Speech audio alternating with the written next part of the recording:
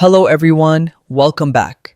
Today, I'll show you how to fix the waiting for network problem in the Zangi app.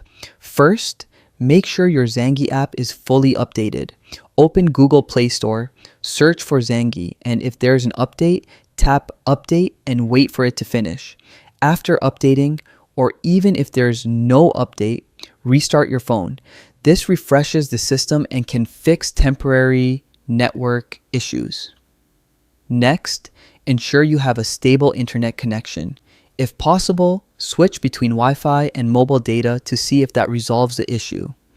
If the problem persists, go to the Zangi app icon, press and hold it, and tap the I for app info.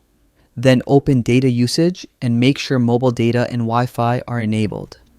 Next, go to battery and set it to no restriction or at least battery saver. This ensures Zangi isn't blocked from running in the background. Now check app permissions. Allow any required access like location, microphone, camera, and media. Make sure permissions are set to allow while using the app. Finally, clear the app cache. In app info, tap clear data, then clear cache only. Do not clear all data unless you want to erase your account information. Once that's done, restart your phone again and open Zangi.